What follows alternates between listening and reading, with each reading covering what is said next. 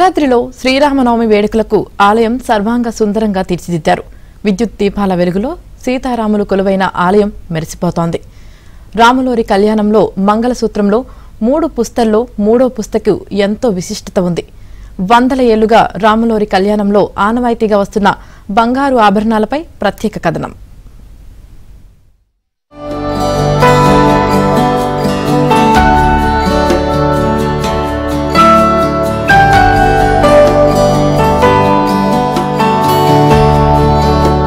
ఎంతో పవిత్రమైన సీతారాముల కళ్యాణ మహోత్సవానికి ఆలయం సుందరంగా ముస్తాబైంది.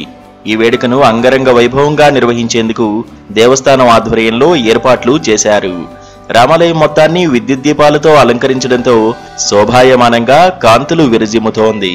దీనికి సంబంధించి డ్రోన్ విజువల్స్ భక్తుల కళ్లను కట్టిబడేసేలా మిరుమిట్లు గొలుపుతున్నాయి.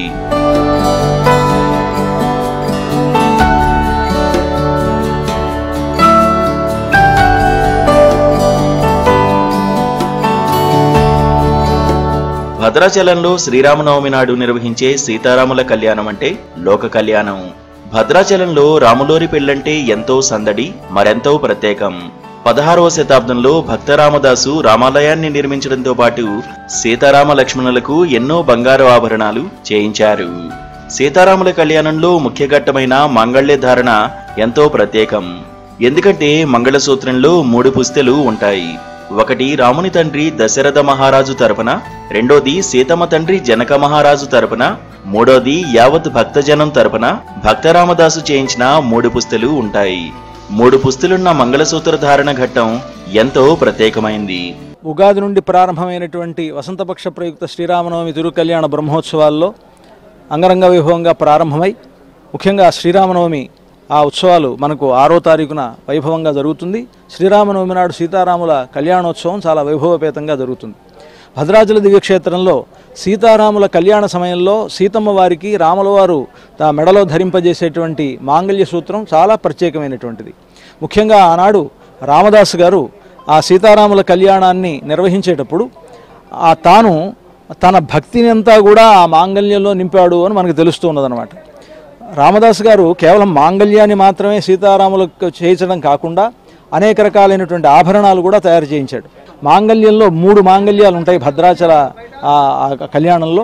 భద్రాచలంలో రామదాసు గారు ఒకటి పుట్టినింటి జనక మహారాజు చేయించినది గాను, రెండవది దశరథ మహారాజు చేయించినటువంటిది గాను, మూడవది తానే స్వయంగా చేయించినటువంటిది గాను, ఇలా 3 మాంగళ్యాలతోటి సీతమ్మ వారికి ఆనాడు ఈ కళ్యాణోత్సవం జరగడం, ఆ మాంగళ్య ధారణ జరగడం అనేటువంటిది చాలా విశేషం భద్రాచలంలో. సీతారాముల కళ్యాణ ఘట్టంలో మంగళసూత్రాన్ని అర్చకులు నలువైపులున్న భక్తులకు చూపిస్తూ మంగళసూత్ర విశిష్టతను వివరిస్తారు. దేశంలో ఎక్కడా లేని విధంగా ఒక్క భద్రాచలం రామాలయంలో మాత్రమే 3 సూత్రాలు ఉన్న మంగళసూత్రం దర్శనమిస్తుంది. గత 375 ఏళ్లుగా ఇదే ఆనవాయితీ కొనసాగుతూ వస్తోంది. 3 శతాబ్దాలుగా ఈ ఘట్టాన్ని కన్నుల పండుగగా నిర్వహిస్తున్నారు. భక్త రామదాసు సీతారామ లక్ష్మణులకు ఎన్నో బంగారు ఆభరణాలు చేయించారు. 375 ఏండ్ల నాటి ఆభరణాలు భద్రాచలం రామాలయంలో నేటికి ప్రత్యేకంగా ప్రదర్శనశాలలో ఉంచారు.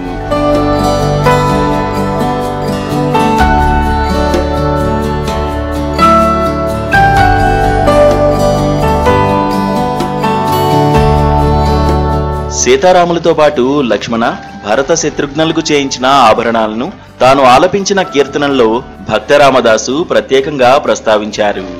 సీతమ్మ తల్లికి 10,000 వరహాలతో చేయించిన చింతాకు పథకం ఎంతో ప్రత్యేకమైంది. రాముల వారికి భక్త రామదాసు చేయించిన కలికితొరాయి ఎంతో విశిష్టమైంది. భక్త రామదాసు చెరసాలలో ఉన్నప్పుడు ఆవేదనతో తన కీర్తనలో కలికితొరాయి నీకు పొలుపుగా చేయిస్తని ఎవరబ్బా సొమ్మని కులుకుతున్నావు రామచంద్ర అనే కీర్తనలో కలికితొరాయి ప్రస్తావన కనిపిస్తుంది. భరతునికి చేయించిన పచ్చల పథకం, శత్రుఘ్నుడికి 10,000 మొహరీలతో రవ్వల మలతాడు చేయించానని రామదాసు చెప్పుకున్నారు.